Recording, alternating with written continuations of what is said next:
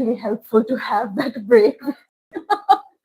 um, and also, I think helps consuming. I mean, I have lost touch giving lecture because in American classrooms, you hardly give lecture. They will not listen to you at all. So it's such a privilege to give lecture. I was just reminded of that. Okay, so I was to explain that yes, Little Magazine, yes, use of strong, not slang, but use of non-traditional literary language, but all of that is happening because of a reason, the historical condition, war. The other axis, again, I'm being very selective here, numerous axes here, economic crash, change of the visual medium, emergence of dance as a form of physical trauma release, all of those things are happening. I have chosen three axes. One is war, the second one is physics. So much is happening in physics. Goes back to Anonna's point about Henri Bergson's concept of the long uh, the durée and the long temps, the expanded time. So we have in 1945, Joseph Frank published the article Spatial Form in Modern Literature.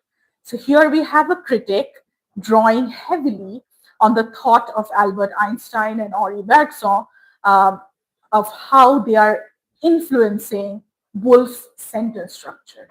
While reading To the Lighthouse, how are we seeing the language mimicking the passage of time? So the second axis of my talk is revolution in physics happening in that period of 45 years. And then there is the piece which is closest to both of our hearts is psychoanalysis. Birth of psychoanalysis. Again, I use the term birth very skeptically here, but psychoanalysis, as we know, as a talking cure, taking its birth thanks to the 1900, the publication of Interpretation of Dreams. Again, the story goes, it was actually written in 1899, but Freud really loved seeing 1900 as the publication date, so he changed it to 1900. So psychoanalysis is again another axis or another historical condition through which these modernist writers were responding to.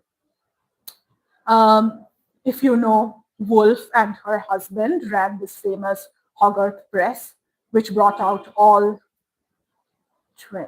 32 volumes of Freud's work. So literary authors seeing themselves not as supplemental or working under psychoanalyst community, but as working parallelly.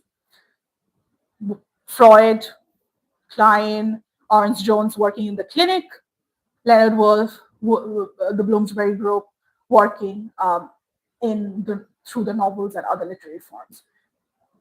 Again, just a very selective branch of access or things happening during that 45-year long period. So that's war, physics, psychoanalysis, inflecting and punctuating literature within about 15 years.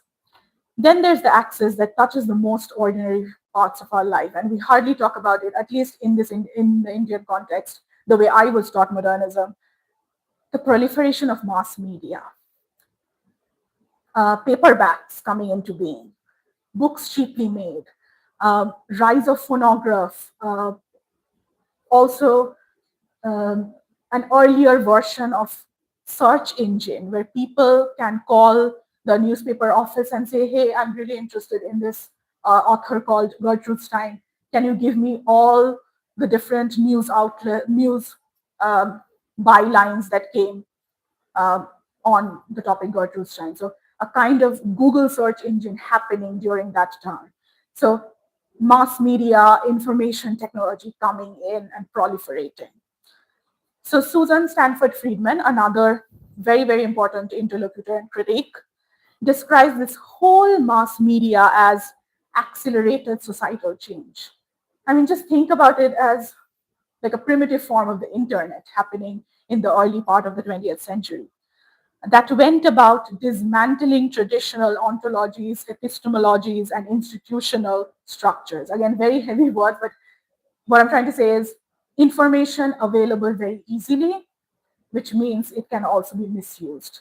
But at the same time, literacy rate going up, so that's something to be grappled with. Concrete examples would be films, transitioning from silent, black and white to actually colored films. Radio, phonography became household presence. Books got cheap enough for a pocket. And the writers we call high modernists were neck deep in this noise. Again, I'm trying to dismantle this thing called the Great Divide. The Great Divide never existed. There were no thing as high, middle brow, and low. Those lines were already always blurry. So we have Bloom, the famous protagonist of Joyce's Ulysses, who is an ad man. Pablo Picasso, pasted newspaper headlines onto his canvases. The Little Review, which was actually, the Little Review magazine, they mounted an exhibition of machine-made objects, ball bearings, and an airplane propeller. Random objects, but not very highbrow as we tend to think, and called it art. Perry Anderson later on calls this as a result of triangulation of an old aristocratic order, think of the Edwardian vibes, still close to revolution, a reaction against official art, think about state-sanctioned art, and a new mass audience made possible by media, producing modernism as a cultural field. So this is a really, really exciting time. Getting access to information, seeing movies for the first time, and seeing the potential of what can come through it. So in roughly 15, 20 years, we have literature confronting two world wars, a revolution in physics, the invention of psychoanalysis, and the proliferation of mass media culture. And a handful of writers had the nerve to start a magazine and call themselves a movement. That's what I mean by inventing modernism. Let's now move on to our third act, which is the short modernism. So the writers invented modernism in the sense of naming it, manifesting about it, writing about these are some of the rules. Eliot writing about traditional individual talent, Pound writing about imagism, things like that. Fighting over what it means while they were still alive to fight about it. But the 40-year box, the one I keep running into while searching job ads, wasn't built by Joyce or Woolf or Pound. It was built afterwards by critiques who needed modernism to hold still enough to teach it. This starts with the American university after the Second World War and the rise of new critics. Briefly speaking, new critics or new criticism is a form of literary theory which considers reading any literary work as an autonomous object, which means you do not have to know Shakespeare's biography in order to critically analyze Macbeth. You just need the Macbeth as a text and talk about its internal contradictions, parallelism, things like that. You do not need to know what happened during the gunpowder plot or what happened during that historical milieu. So new critics believed you just need the text in front of you, and that's it. No author biography, no historical analysis, nothing. So these people are responsible for creating the 1900 to 1945 bracket. The one on your left, famous New Critic book by Cleanth Brooks and Robert Penn Warren called Understanding Poetry, published in 1938, which trained a generation of students and scholars to read modernist poems closely. Again, by closely, I mean you do not have to know this was written by Ezra Pound, who was this Jewish man, blah, blah, blah, his political leanings bordering on fascism. No, you do not need to know all of those. You just need to have his cantos in front of you. What is interesting is that, again, pay attention. Now we read Eliot as a canonical author. In this book, Eliot was not the canonical author. Do you know which person had the largest percentage dedicated to them? Robert Frost. A name, I mean, yes, we know Robert Frost, but Robert Frost winning over T.S. Eliot as a modernist author?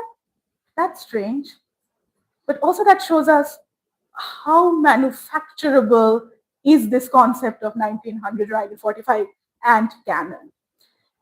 So a book coming out during that moment is placing Robert Frost above T.S. Eliot. They also had somebody called Mark Van Doren, whom I didn't know. Again, got dedicated passages after passages, but we have lost, we don't know who Mark Van Doren is anymore. Very interesting how these anthologies are kind of creating taste for public and then getting dismantled as we move on.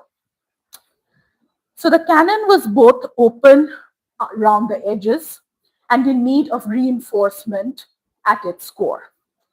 That should already tell you something. The 1900 to 1945 box wasn't handed down from those on top. It was argued into existence unevenly by people who didn't fully agree with each other. However, despite such disagreements, again, we have to teach a course in university, so we do need some consensus.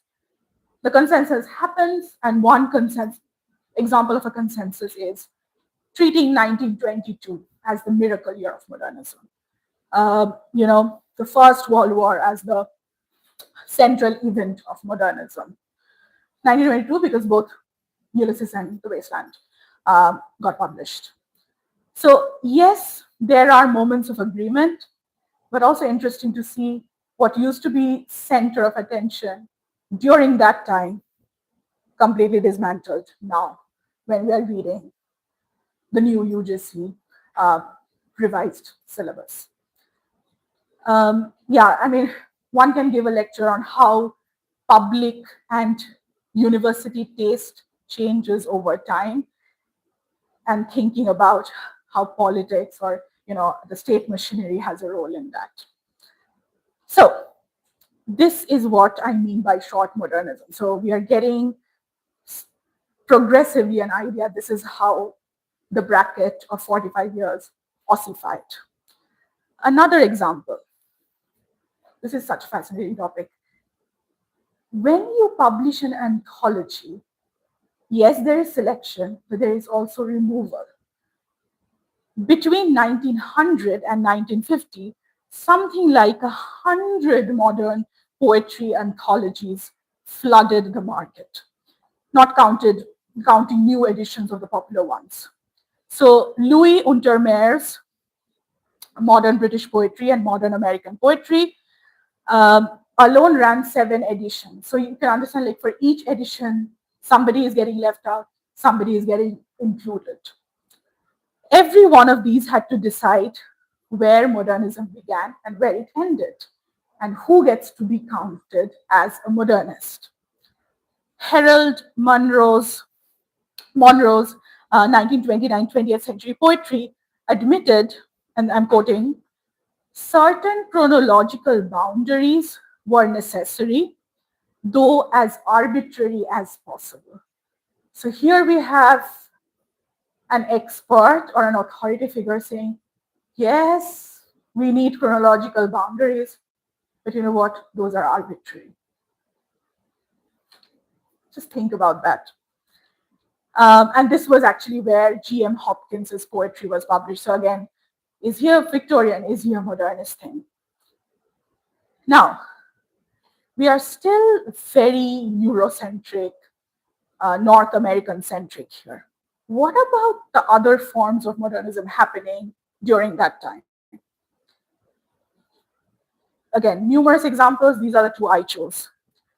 One is a survey of modernist poetry, edited by Laura Riding and Robert Graves, defined difficulty as the technique of modernism's literary production. You understand how nebulous and difficult to define that is. So for them, anything which is difficult to read and consume could be called a modernist poetry. And perhaps this is how we as students, came to absorb this kind of anxiety when dissecting a modernist text. And then we have something phenomenal, which is Alain Locke's The New Negro, published in 1925, archived an entire movement, Harlem Renaissance, that the mainstream modernist anthologies of that same decade were quietly ignoring. So, whose modernism got bound between two covers was never a neutral question. So, we're already getting, oh, this is the center and this is the periphery. But who gets to decide that? Why can't we have the new Negro as the center and a survey of modernist poetry as the periphery? Why is it the other way around? And the last example, so this is an organization uh, mostly based in North America, but they do have branches in Asia, Australia, and other places. It's called the Modernist Studies Association. They have conferences every year, and I try to attend them as much as I can. This is how, if you notice on their website, they define what they work on. And I quote, devoted to the study of the arts in their social, political, cultural, and intellectual contexts from the later 19th through the mid 20th century. That's not 1900, 1945. So here we have an association again challenging the concept of periodization. That's not a fixed 45-year thing. So here's where Act 3 leaves us, Act 3 being the short modernism. So I hope so far we have slightly understood how modernism as a term came into being, how canon formation happened, aka the short modernism thing. And now we are slowly entering what I hope to show you, the long shadow of this short period. Just to kind of summarize why this bracket, the version of modernism that shows up in the job ads that I show you is most of the time bound in that 45-year that hiring committees measure me against. It was manufactured for good administrative reason. You cannot teach huge chunks of time together, so it's advisable that we teach that 45-year as a category. The practical needs of discipline that had to fit inside a university, but manufactured all the same. Manufactured, that's the operative term. Nothing was handed down, nothing was objective. This aesthetic sense of, oh, if you do not like Joyce, you cannot appreciate modernist work, false. But the box is real. People hire and don't hire based on it. But it was built, not discovered. And anything that is built can, in principle, be rebuilt. So now we enter our fourth act, which is long modernism. Something that some of the critics are increasingly trying to show, why do we rebuild this 45-year period? And how do we do that? Let's enter Act 4. This is our penultimate and then our last act after modernism. Okay. Around the turn of this century, 1999 again, a crop of new scholars, most of them working in the modernist field, proposed something which is called new modernist studies. I mean, a parallel could be new historicist studies. So yes, they are still interested in the historical aspect, but now they're interested in the microhistory. So yes, they're interested in the modernist aspect, but now they're trying to expand that modernist bracket. So we have Douglas Mao and Rebecca Wachowicz gave this reckoning, gave this insistence, hey, we have to break, we have to expand this notion because this is getting too male-centric, too Eurocentric, too white. And this is what they named it, the New Modernist Studies. It came out in a 2008 PMLA article where they wrote, we need to expand modernism around three axes. One, temporally. There are works that we can consider modernist even before the 1900 mark. Spatially, think about Caribbean modernism, think about Bengali modernism, think about Marathi modernism. So we need to expand and move beyond the Eurocentric notion, spatially and vertically as well. Vertically here could mean a number of things, but mostly leaving behind this notion that only certain texts are worth examining. So things like newspaper, little magazine, pamphlets, any kind of ephemeral as in which is not archived or officially,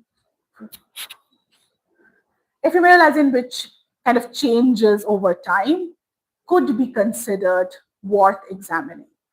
So gone are the days of, oh, you can only write about novels, you can only write about poetry. Now you can write about pamphlets, manual books, newspaper. And that's what these people are trying to do. Again, Mao and Walkowitz are just two people, but there is this whole group of others kind of supporting their move.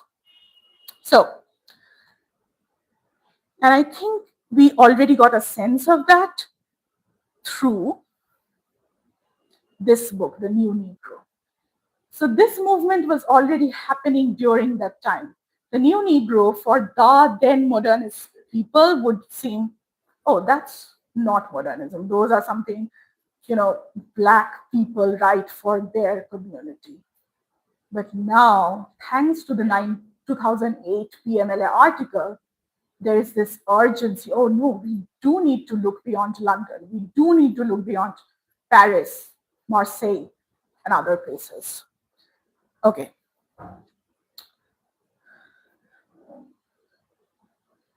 The spatial axis, so the three axes, temporal, spatial, vertical. Let's start with the spatial axis. The spatial axis is where things get generally uncomfortable.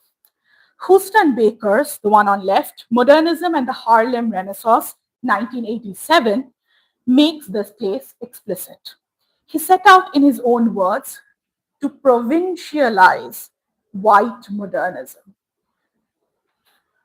Very simplistically speaking, provincialize would mean turning a concept which is considered universal into specific and context-based.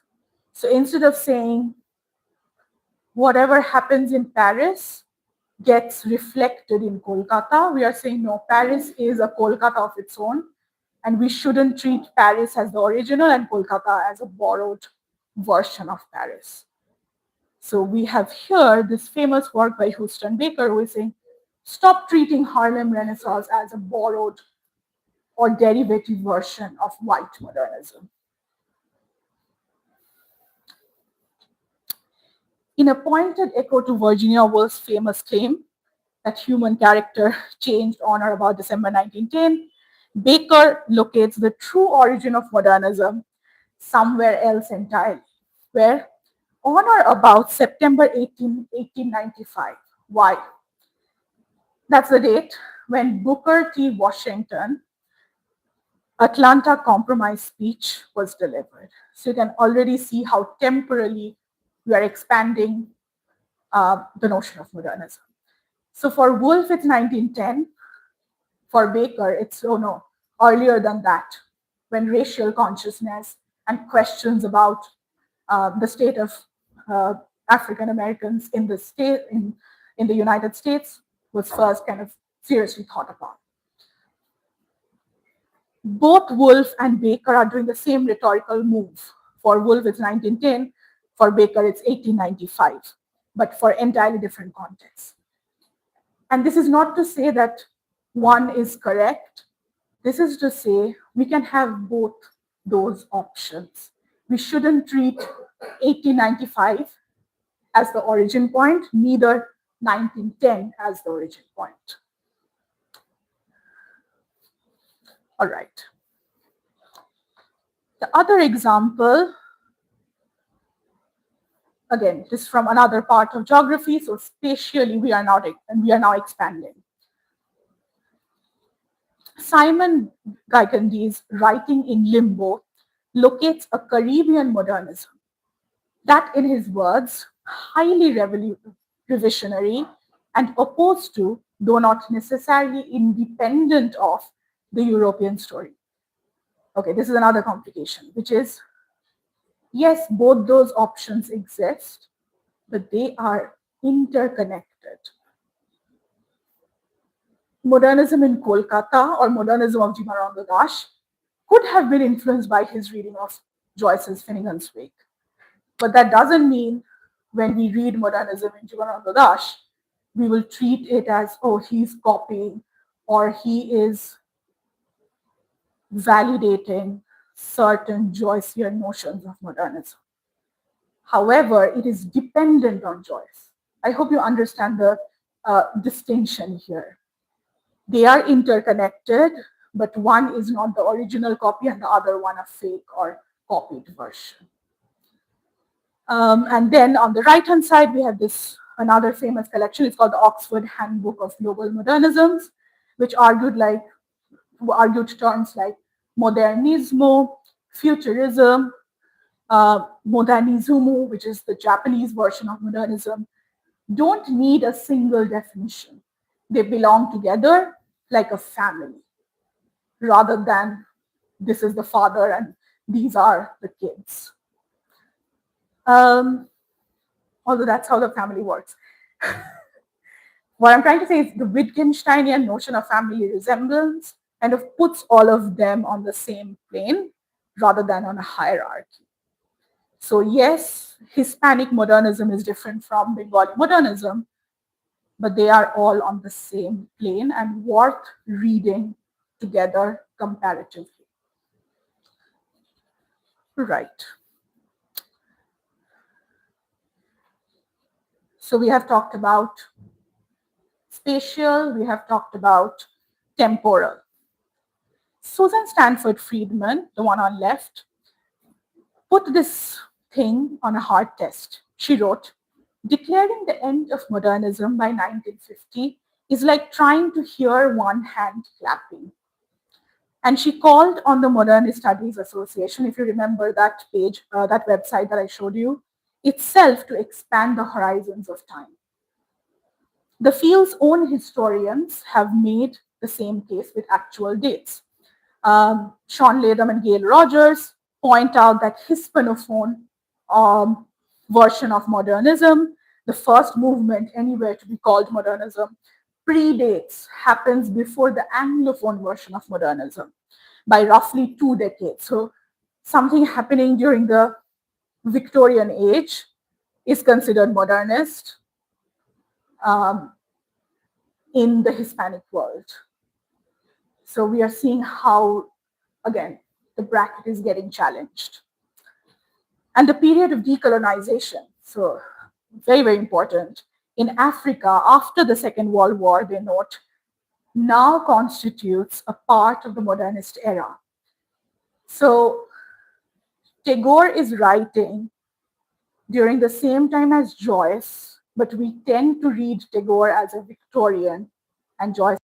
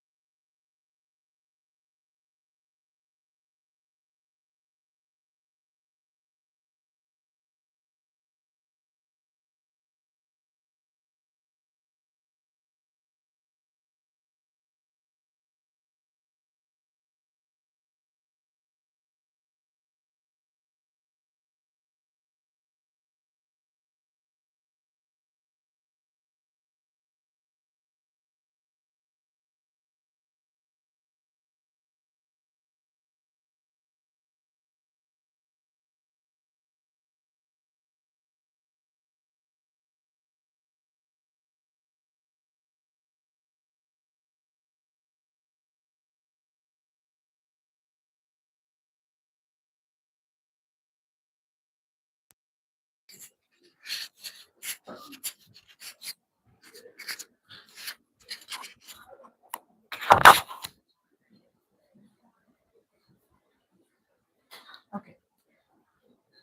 So this is the first response to the question, if everything is modernist, what is modernist at all? This article by Timotheus Vermeulen and Robin van der Acker in 2010. They argued that contemporary culture had moved into a new structure of feeling, entirely one, and I quote, oscillating between sincerity and irony, between enthusiasm and a postmodern irony.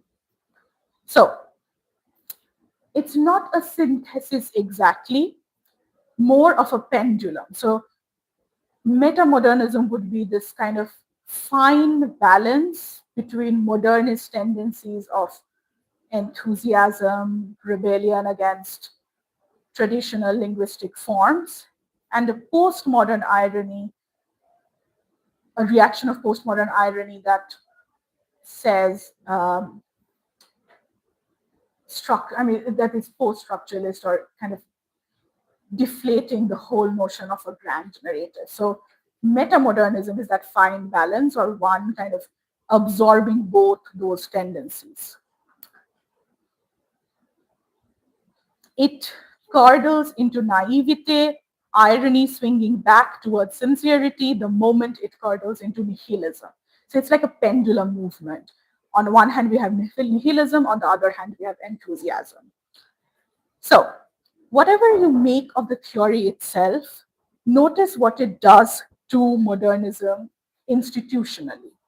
It closes the book. If we are after modernism, as my last act says, then modernism, whatever its start date, 1895 or 1900 or 1914, finally has an ending everyone can agree on, which is to say, metamodernism resolves the field's crisis by making modernism smaller and more bounded again, not less. So this is one answer to the question, that despite all the disagreements, we can agree on the fact that modernism has ended. So any work that reflects certain modernist tendencies could be read through the lens of metamodernism and not modernism. The other response is invoking the term provincializing, which I have taken from post-colonial critic Dipesh Chakravarti, historian Dipesh Chakravarti, and also Susan Friedman, who uses the term planetary. So provincializing, planetary, both. Okay, what does it mean? The second answer takes the opposite route. It resolves the crisis of modernism's bracket in space instead of time. So notes on metamodernism resolved the time problem, that if we keep on expanding temporally, where is the end? Provincializing Europe, or Dipesh Chakravarti and Susan Stanford Friedman, they resolve the problem spatially. This is where I want to bring Houston Baker's use of the term provincializing as well, because it also gives the theoretical push to the fact of how we construct center and periphery. So historian Chakravarti, Dipesh Chakravarti, in Provincializing Europe, 2000 publication date, argues that categories like modernity, progress, and history present themselves as universal, as things every culture passes through on a single European timeline, when they are in fact provincial. One region's local story dressed up as everyone's. So something happening to one person in Paris becomes the story for the entire world, or like the everyman story. Provincializing Europe doesn't mean, discarding or belittling Europe. What it means is moving away from metropolitan centers like Paris, London, and New York, from the center of the story to one node of the story. Think about the term polycentric that I used a few minutes back. Instead of a map where we have one term and then it is branching into other terms, now we have a network. So Kolkata is one node, Paris is another node, the Caribbean's another node. Again, hierarchy gone. It's I tend to use the language a rhizome kind of figure where we have different nodes, so polycentric. And that's what Chakravarti here, in a different context, means when he uses provincializing Europe. So, on this account, modernism was never one thing waiting to end. It was always several things, several places running at once. And the crisis was never really a crisis. Just modernism scholars catching up to what the writers outside of London and Paris had known the whole time. One response, which is the former one, closes the book of modernism. The other response says there was never only one book to close. There are multiple books of modernism. So here's a small personal illustration from Susan Stanford Friedman. In 2001, so Professor Friedman, kind of writing about her days as a student and then as a professor of modernism. This is what she wrote, and I really love it. She writes, the graduate student she had been in 1965 when she was a student, modernism for her was, and I quote, rebellion. Modernism was make it new, the famous Pound quote. Modernism was resistance, rupture. Modernism was the antidote to the position of tradition. So anything anti-tradition, anti-establishment, that's what modernism for Professor Friedman. This is in 1965.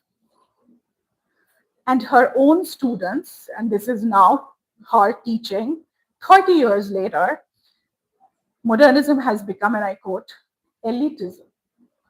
Modernism is the establishment, the high culture, lifting its skirts against the taint of the low, the masses, the popular. So you can understand how the notion of modernism is in university changing from rebellion, innovation, possibility into elitist, too high culture, too highbrow, exclusionary, and all those limiting terms. So 30 years apart, almost opposite in meaning. So if a leading scholar like Susan Stanford Friedman can't handle this messy, changing evolution of her relationship with modernism, I feel a little less alone in my hesitation before a hiring committee when I use the term modernism. Mao and Walkowitz have a theory as to why this keeps happening. Why do we keep on challenging the notion of modernism? And it isn't a comfortable one for someone who still wants to use the word. And by that I mean myself. Modernism's whole reputation, they argue, was built on being bad. And this comes from their book called, I didn't have this. It's called Bad Modernism. It's a famous collection of essays. Because it was oppositional, difficult, a permanent opposition to respectable state. And this was a phrase that Irving Howe used. But the badness carried, in their words, Mao and Walkowitz, a profound peril within it. Since modernism's program became vulnerable, this is a quote, to incoherence once its work achieved wide acceptance as good. So it's like something which was anti-establishment. Once, when it became too popular, it lost its bad touch. I mean, not bad touch, but bad reputation. And that's a peril we need to make sense of. Modernism keeps getting bounded and then busting its own boundaries because being bounded was never really the point. Being bad was. So, is modernism still useful? A word, or as a hiring category, or a thing to organize life around? I don't think the field's expansion has answered that question so much as changed what it's asking. It's no longer really a question about whether the 45-year is enough time. It's a question about what kind of intellectual object modernism actually is. A bounded period, a global condition, a structure of feeling we have since moved past, or something else again. And every answer on offers turns out to still care intensely about the same handful of things this lecture has kept circling back. How cells get represented, how form registers rupture, who gets to be at the center of a story, and who gets to be provincialized by it. So let me come back finally to where I started. So I began with a biographical note, and I will end with a biographical note, which is, why do I still reach for the term modernism or modernist? Maybe because every time I put, and this is my dissertation, which is unpublished, so um, sorry, how do I spend it? Yeah. Um, and this was my chapter 1. So why do I reach for the term modernism? Every time I put Howard's end, so here I have paired Forster with Tagore. Howard, so in this chapter I read Howard's End and Korebaire side by side in order to interrogate the marriage plot. I put Howard's End next to The Home and the World. I watch modernism do exactly what this lecture has spent so much time on. My dissertation reads Forster's novel, the most English of English novels, beside Tagore's Korebaire, written in the same decade, in colonial Bengal, about a marriage that collapses under the weight of nationalist politics. Forster diagnoses his failed marriage between Schlegel and Wilcox's through property and class. Tagore diagnoses his through the coercions of anti-colonial passion. Neither text is derivative of the other. Neither needs the other's permission to count as modernist. But read together, they do something neither could have done alone. They show a single form, the marriage plot, as a diagnostic instrument for political crisis, inventing itself independently in London and in Bengal, in the same historical moment under entirely different pressures. That is not global modernism as an act of charity. Oh, so far we have been Eurocentric, let's give something to the global south as well. No, that's not an act of charity or extending the label outward to be generous. That is modernism, the actual intellectual object, visible only once you stop insisting its center has to hold still in its place. And I want to end this not lecture by saying something directly to you, because I know some of you will continue your studies, write academic papers, get published. And I suspect that a number of us believe that the word modernist belongs to London and Paris and New York. And that most of you can do is, sit here and borrow from it.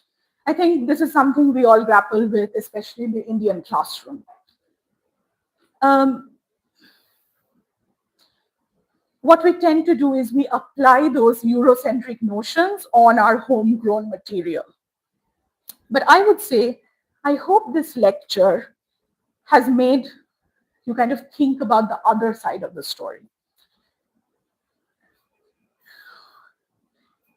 Remember Bengal's own little magazines called Lol, Ikkon, Krittibash in the 1920s, picking similar fights that Blast, Wyndham Lewis's Blast, picked in London a decade earlier. young writers turning against inherited literary authority. Remember Jivananda Das, Buddhadev Boshu, um, writing some of the most formally complicated, historically haunted interior poetry of the 20th century in Borishal and Kolkata. Again, giving very selective examples. Largely unread in his own lifetime, Jivananda Das. Not because he was imitating a crisis invented somewhere else, but because he was living through his own crisis. Nobody had to certify that as modernist from abroad. It already was. If this lecture has argued anything, it's that modernism was never an Anglophone possession, that the rest of the world was later generously allowed to borrow. The history of English literature itself was never only Anglophone. It was shot through from the start with translation, contact, and misrecognition across languages that never really was only English. So when you sit down to write about your own version of modernism, um, you don't owe anything to um, London's permission or that well-known canon forming story of short modernism. You are not applying a foreign term to local material. You are doing exactly the work in the field that new modernist scholars are encouraging you to do. The work is yours to do, and I hope you do that without apology. And I hope that also demystifies some of the anxiety we feel when we try to apply literary theory on modernist texts. On that note, I will end my lecture, and I'll be happy to take questions and comments.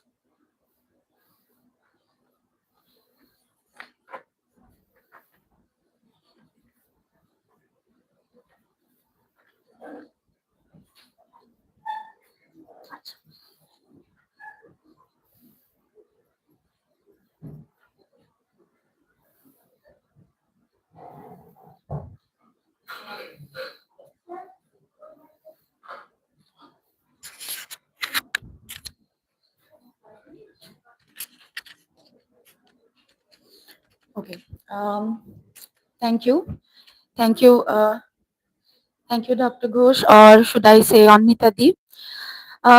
Please accept my gratitude for taking out such a substantial amount of time from your day to filter the knowledge that you have gathered in your own experiences and tune it to the necessary hour of the day in this context as well.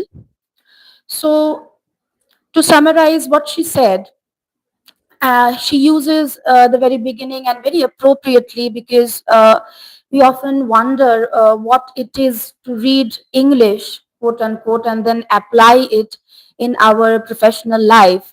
So, very appropriately, she begins her talk with her own work experience in the context of the US job market, being asked to justify specializing in a 45-year period to interrogate what a literary period actually is.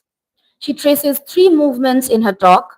First, that modernism was self invented by the writers themselves in response to the First World War, Einstein, Bergson, Freud, and mass media, branding, not discovery. Secondly, the post war American universities hardened this into the 1900 to 1945 Joyce Wolf Eliot Pound classroom version. A box built, correctly speaking, for teachability, not consensus, since even its founding texts disagreed on who belonged inside it. Thirdly, the new modernist studies blew that box open along the temporal, the spatial, and the vertical axis, as she showed very appropriately through her slides. She gave us the examples of Harlem Renaissance, modernism, Caribbean modernism, global modernisms, until the category risks meaning everything and therefore nothing. She closes with two competing fixes, metamodernism versus provincializing modernism via Chakraborty. Her own answer, tentatively, is that modernism's incoherence was never a bug, Its identity was built on being oppositional or bad. So canonization was always going to destabilize it. So, what I am meant with constantly estranging fact that most of our learning, or that so much of our learning, only occurs in retrospect. That we have to be in the now in order to understand the then. And that time has to pass in its own order with all of its obstacles and rocks in its brook, very much like the Tennyson's poem, The Brook, which says that men may come and men may go, but we go on forever. So, modernism as an all encompassing concept can only be understood once we are over it, once we have overcome it, and only then can we say that we have learned it. So, I will keep it short and then I would like to move to the question hour. And I invite students, teachers, colleagues, and I also invite myself to ask questions. But I would like to begin with the students. So please go ahead. Remember what AS ma'am said, that there is no such thing as a bad question. Since you are asking question about a bad thing that modernism just it was just told to you, so please come up with some bad questions or good questions for the matter, but questions there must be. Please, please begin. Anyone has any question? Farzana has a question. So she's a student of our seventh semester on Nitadi. Uh, please go ahead.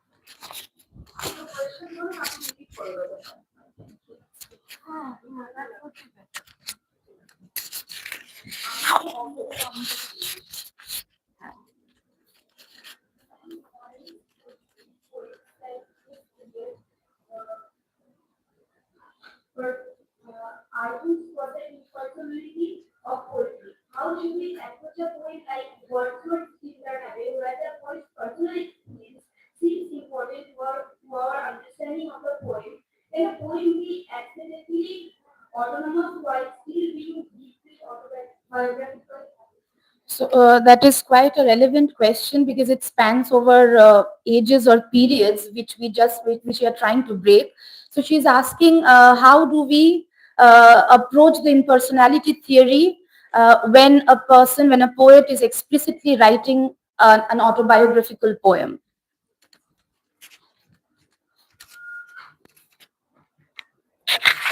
Thank you for. Oh, thank you. Thank you, Farzana, for that very complicated question because now I have to put on my romantic period hat. Um, I mean, I think the context definitely matters, but uh, Eliot's theory of impersonality does not do away with the autobiographical voice altogether. It definitely kind of keeps a balance between what nowadays we call um, auto-theoretical voice, where we have a theoretical interjection but balanced with an autobiographical turn. So actually, you can call my lecture a kind of an attempt to be impersonal, but through my own biographical journey. However, I must say I'm not commenting on the Tintern Abbey part of your question because that will need someone from the romantic, I mean, someone specializing in the romantic area to actually be more specific um, as to what Wordsworth was thinking. I mean, clearly it has something to do with what he was writing in the lyrical ballads preface and his theorization of the poetic subjectivity. But that's a really interesting question. I will have to think about that. Okay.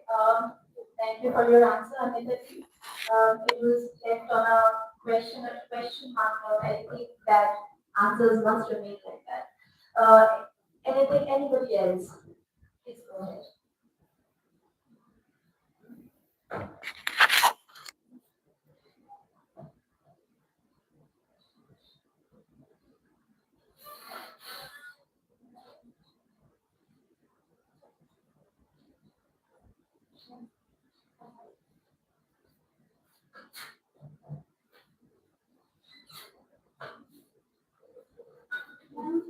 modernism is a break from tradition, why does Eliot think that understanding tradition is necessary for being truly modern?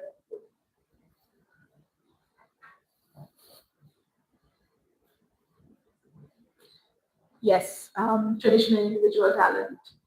Um, it's almost like a canvas when you are trying to show that we are moving against or reacting against something. When we read, and I'm giving another example. For example, the wasteland. It uses a lot of other textual references, and I think that those are again the voices of tradition haunting the voice of the individual. um, you can think of it as, again, this is anachronistic, as in I'm using a theorist after Eliot to explain Eliot, Harold Bloom's anxiety of influence. And I think what Eliot is trying to do in his essay is uh, talk about the spectrality, the haunting nature of Chaucer, Shakespeare, Dryden speaking through his poetic voice, and his desperate attempt to be bad, to kind of break the respectable aesthetic voice of tradition, and to think of himself as a modernist because he's breaking those. What is interesting though is even Eliot could be accused of being too prim and proper and posh when read alongside, I don't know, the hungriest poets. So the question could be, can we then read hungriest poets as modernists? So that would be an interesting juxtaposition. But to answer your question, how do we account for the traditional voice in individual expression, is how we kind of situate ourselves through being bad against a notion. Yes. Does that make sense?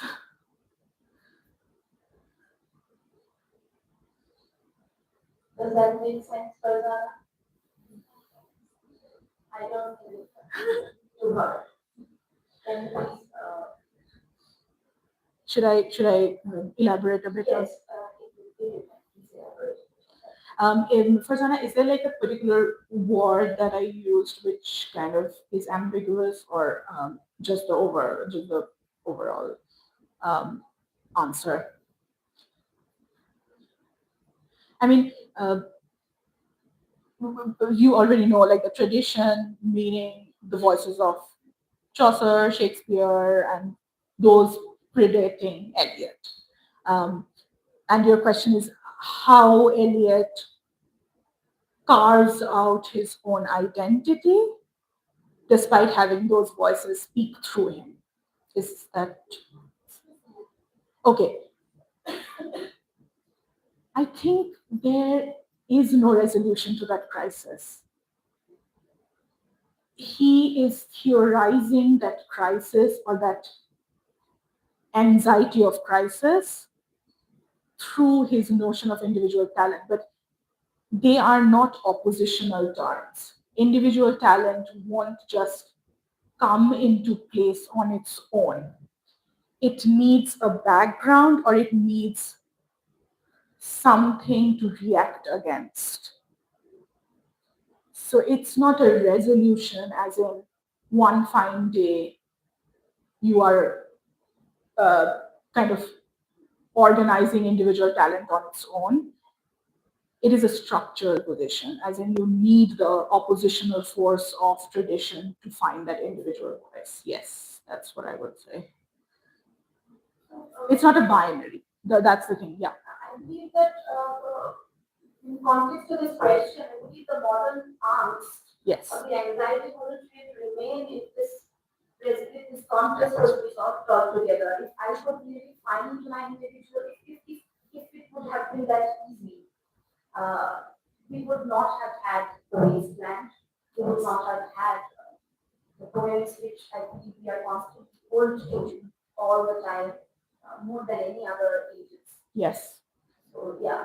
I mean, West End is such a great example with so many voices haunting the body of the poem from German to Italian to Dante to, I mean, people will call Eliot like you're trying to show off your education, but I think that's Eliot struggling with tradition. That's Eliot trying to say, how do I say this thing but in my own language without taking recourse to it?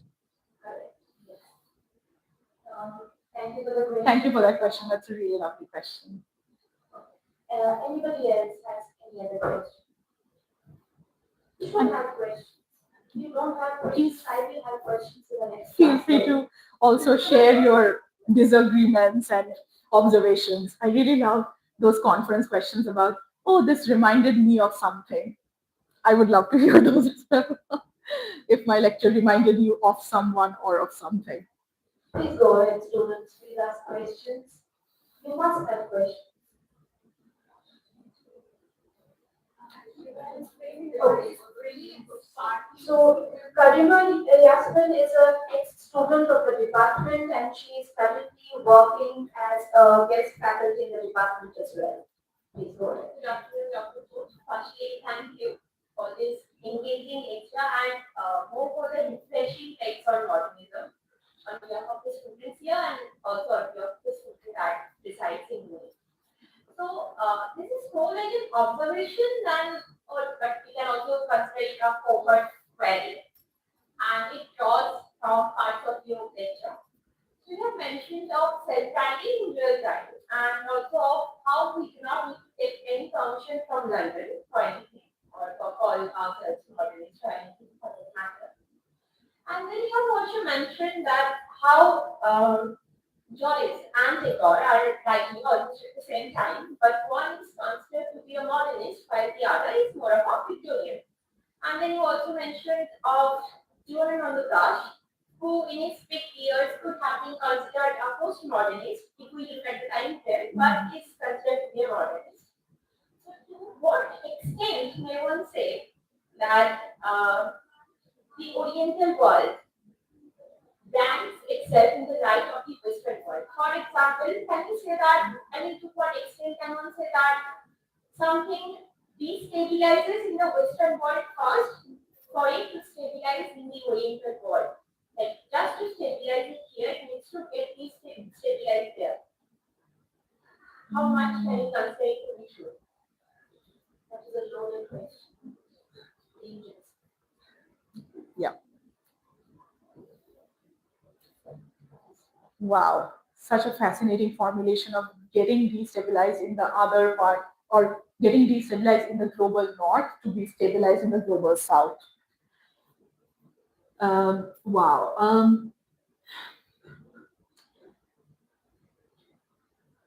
I think we are then getting stuck in a one-way traffic again. A one-way traffic means it's a one-way road. Destabilization happening and stabilization happening in the other side. What I tried to show through my lecture is it's not a one-way road. Destabilization happening in different nodes, both in global north and in global south. So, and to be honest, the decolonial movement, so just to give us this big example, England kind of coming to terms with its waning power as the imperialist center. That also comes at the cost of this rising national consciousness in the global south, aka India. And I think both of those are ramifications of the same or similar point of crisis. Who gets to be the center, who gets to be the periphery?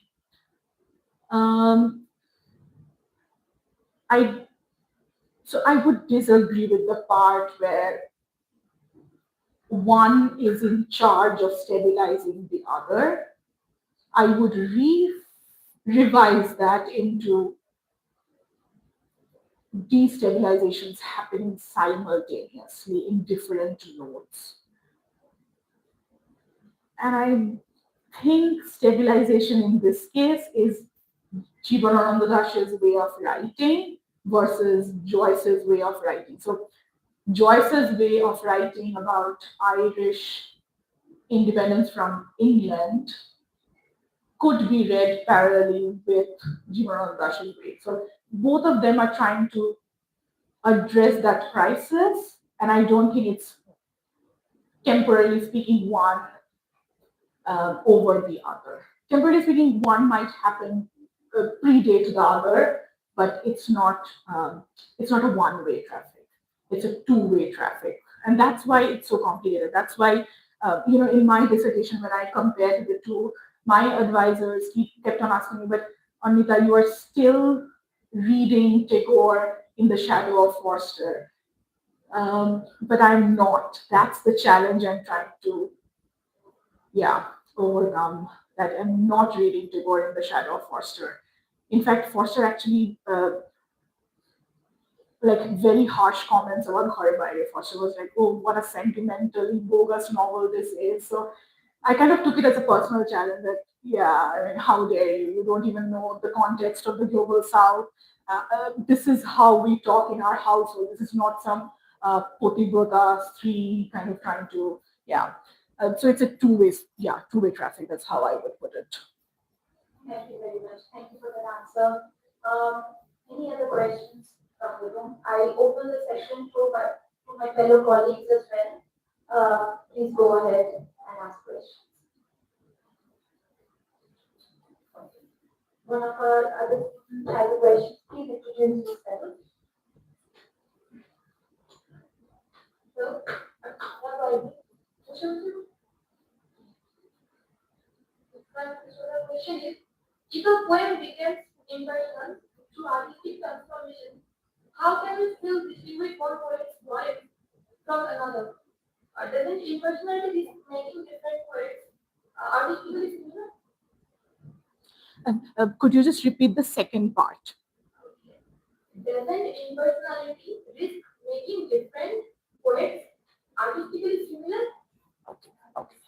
Quite a layered question that is.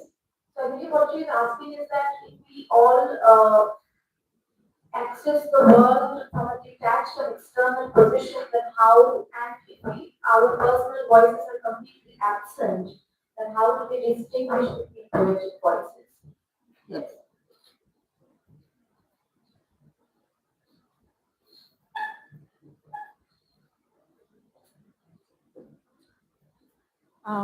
I'm guessing that people have just read Eliot's impersonality code. Because why am I only getting questions from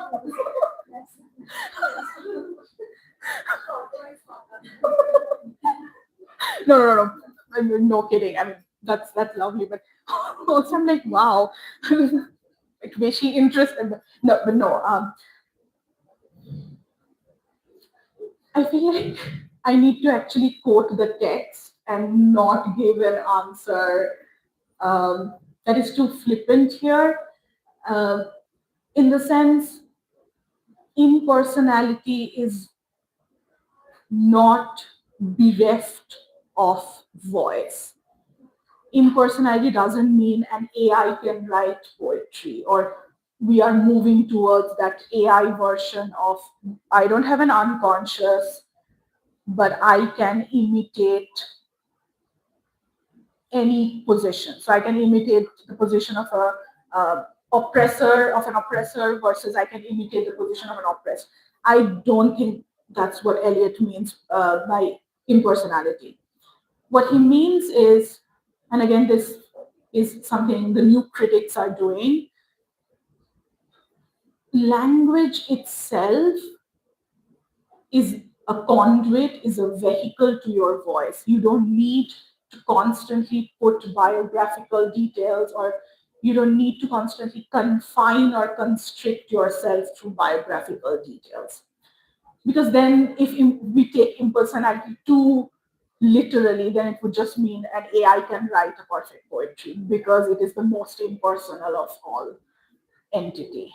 So yeah, I know I'm giving such a elitist answer as in, oh, the problem is in the words of your question. If you only change the words of your question, you wouldn't have had the question in the first place. But no, since you asked that question, I think it is important to kind of go back to the notion, to the theory of impersonality, and kind of make understand the distinction of where voice lies. And I think that is worth investigating. Thank you for that question. The answer. I think Eliot does not really resolve the contradictions that he puts in his own essay. And like you said, that lecturing is a position of privilege, and Eliot was in that position for a very long Yes. time, increasingly so. So even though he could, he really did not resolve the contradictions within the essay itself. It was full of unsolved, unresolved problems. That is why the questions are also problematic. Yes. Yeah. Any other questions?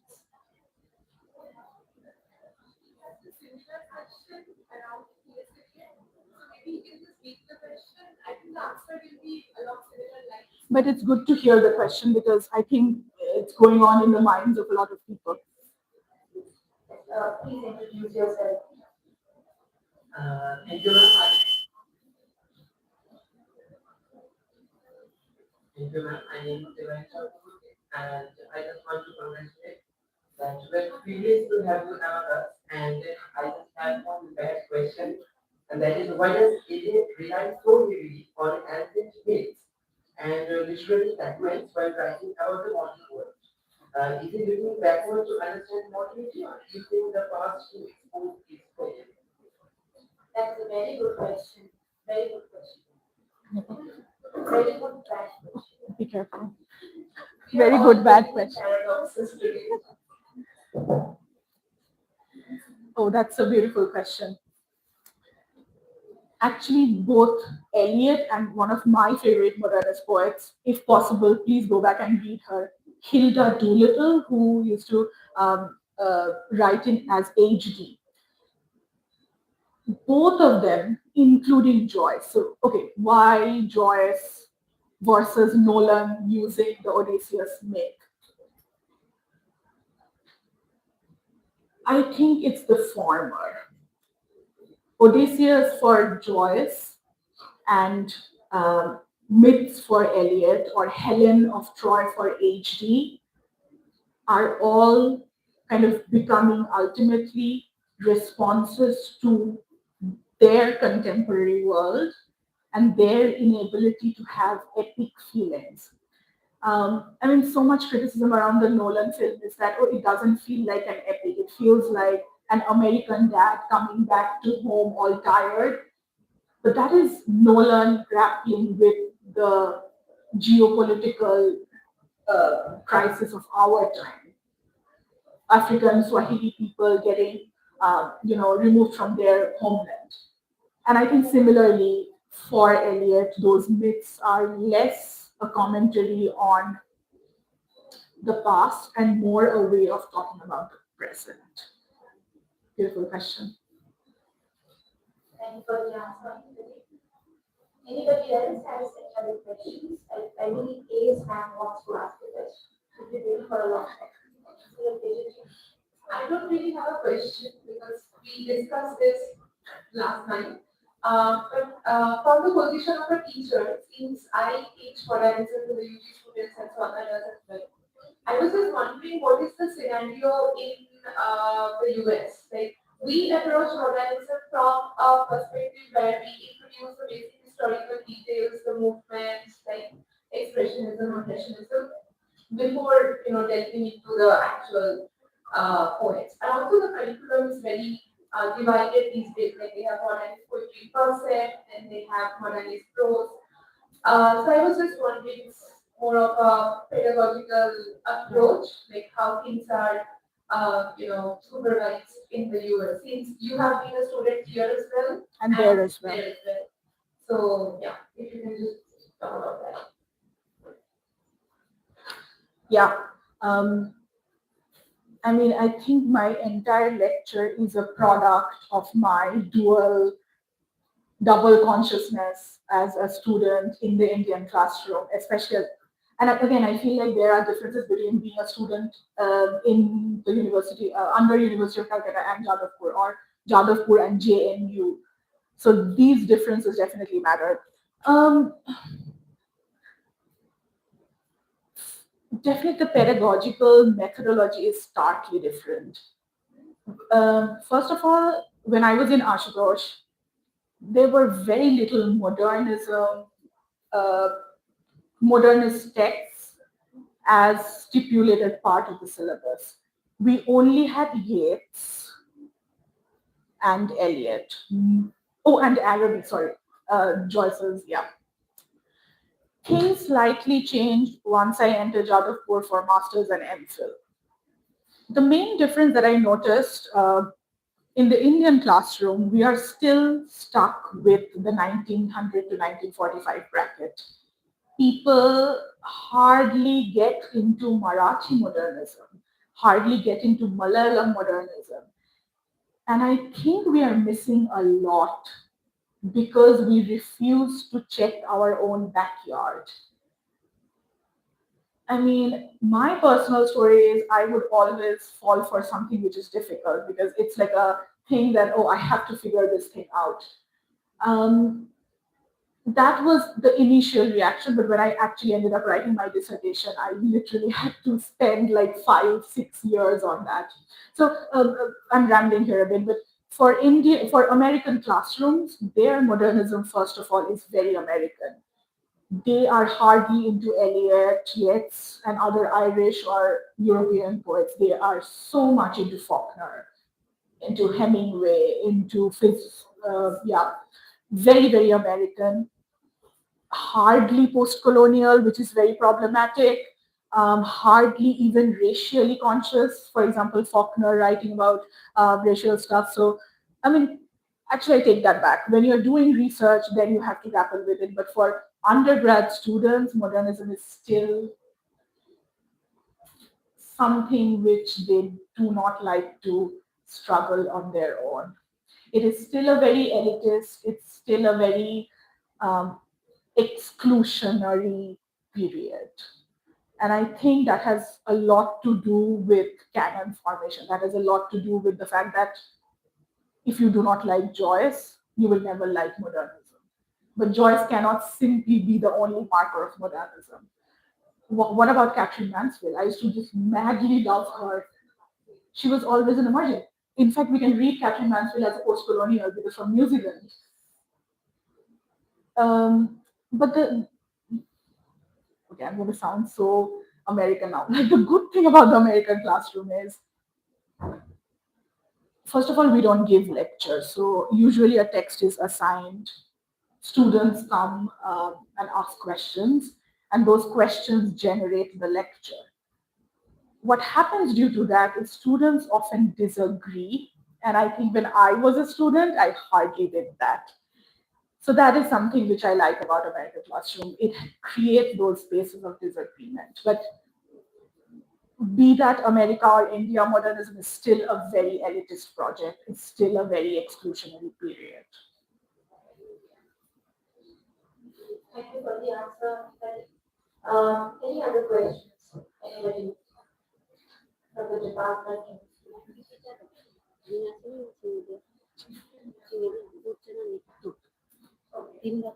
So, if there are no other questions, I would like to round off this session before I hand over the mic to Dr. Anwita Ghosh for the next of thanks.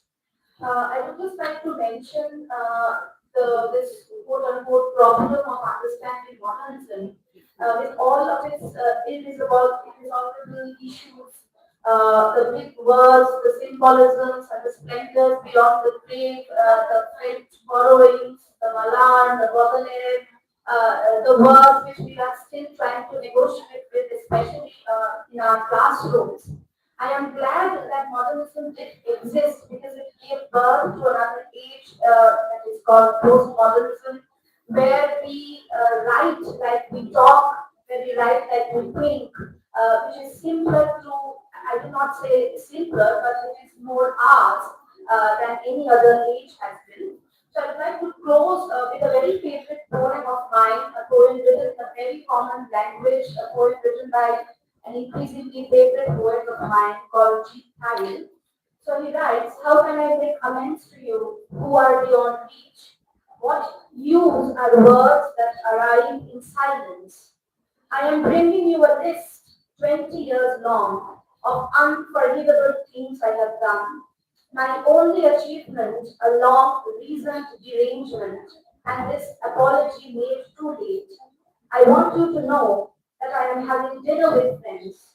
They are having whiskey and wine. I am drinking coffee and I am fine. Thank you very much.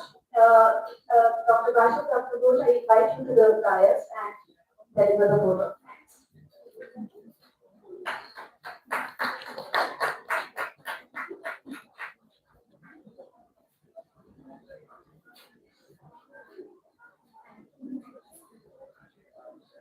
Thank you, Shravana. Before I deliver the formal vote of thanks, I just have two things to tell my students. This lecture, I won't call it a lecture. I will call it an eye opener for all of you. I was a little bit sad. Initially, you were not asking questions, which gave me an impression that you are not thinking. So, one thing which you are tending to forget is to think out of the box. So, this lecture was an out of the box idea of what modernism is. Now, taking this idea of modernism at a microcosmic level, and if you think of everything which you study uh, on the in a circle and try to think differently, as Dr. Ghosh was saying, that do not accept what London has imposed upon us. Because for the first semester students, we started the class with history of English literature, and I told you, see, because we are studying English literature, we have to abide by them. So my personal opinion is that when we study English literature in Indian subcontinent, we should start with Indian literature in English rather than studying the Anglo-Saxon and what Shakespeare has written or what the classical literature Homer has written. So this lecture, if you think of it, if you ponder upon this, not only from the specific modernist point of view, but from a broader respect, and apply it at each and every course that you study, each and every paper that you study, I think it can give you a completely different dimension. So, and the second thing which I want to tell you is that you will, after this vote of thanks, this session will be formally over. You will open this gate and you will go out, and you will press a shift delete button, and everything will be just completely erased from your mind. And in the next class, when we will go to you and we will ask you what you retain, there will be a complete silence. So it's my earnest request to you, please do not do this. We rarely get chances to bring such scholarly people to you, and that also in person. So we wanted to make the complete utilization of this scholar we have on stage. So please, it's my request, please think while you're going back to your home, think about what she said. And I'm not asking you to, retain everything what she has said, retain all the names of the books and the scholars, the critics. No, ponder upon what you have extracted from it and how you can use it for your studies and your future studies as well. So this out of the box lecture is an eye opener, should be an eye opener to you. With that, I come to the formal vote of thanks. Firstly, I thank the administration, our principal, Uluberia College, Dr. Deepika Mondol, for giving us this opportunity to conduct such a lecture. I thank from the bottom of my heart Dr. Anwita Ghosh for taking time from her busy schedule. She is here in India, I think, for just a month, and she has taken out this time to spend with our students. It's a privilege for us. Thank you, Dr. Ghosh. Thank you once again. I thank Dr. Ramana Shoshadu, who has arranged for this wonderful session.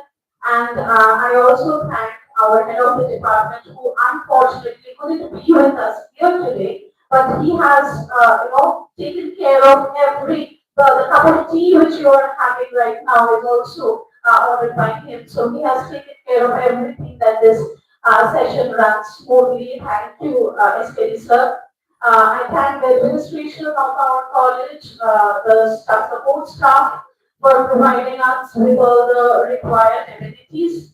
I thank all my colleagues sitting here and also our volunteer students who has worked relentlessly to make our YouTube streaming successful. Thank you, students. And these students who has built this auditorium, I was discussing with PC ma'am that see there's a pin drop silence and they are not talking amongst each other, they're listening. So that you are listening to her, that you are paying attention to her meant a lot for us. Thank you all of you once again for making this session a success. Thank you.